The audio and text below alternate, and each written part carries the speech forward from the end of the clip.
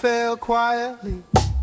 You felt like luggage thrown down a staircase with contents you swore organized.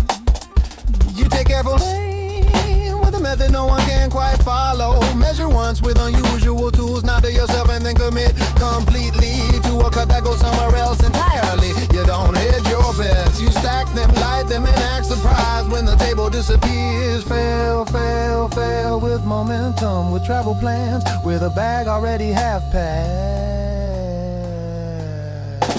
And you ran every time it started closing in. You didn't decorate the cage, you found a gap or made one and went through it badly. But you went, and sometimes, not often but enough, you landed somewhere that almost felt like it were.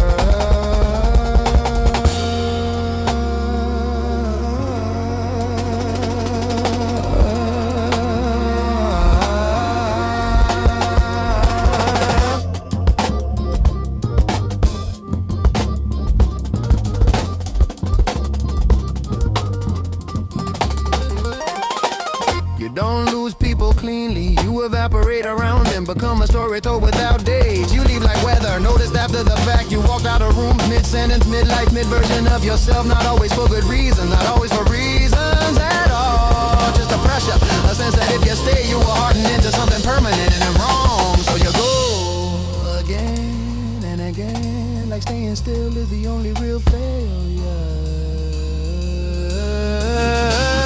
You've been a friend in past tense in multiple places. You've been, he was here for a bit in different accents. And you ran, not gracefully, not with a plan anyone could defend, but with enough instinct to know the walls weren't it. And you traded stability for the chance of something better. And sometimes you found a piece of it before it slipped again. Your mind doesn't settle, it scouts, it scans for exits. In conversations, in cities, in versions of yourself. You can feel a place go wrong before it proves it. You can outstay your welcome in your own thoughts. You build futures quickly, inhabit them briefly, then dismantle them when they start to resemble the past. You talk yourself into leaving with arguments that sound convincing at speed and ridiculous in hindsight.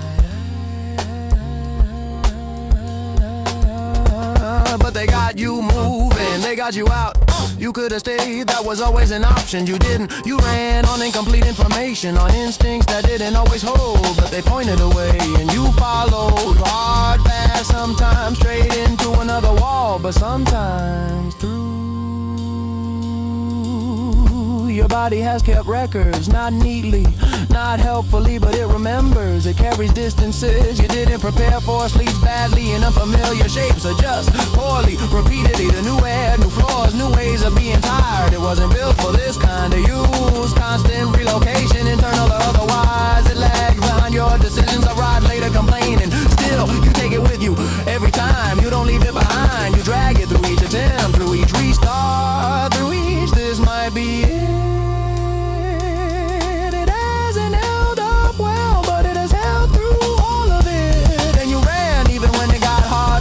Yourself, even when the exit's narrowed, even when starting over looked identical to ending, you still chose movement over staying stuck.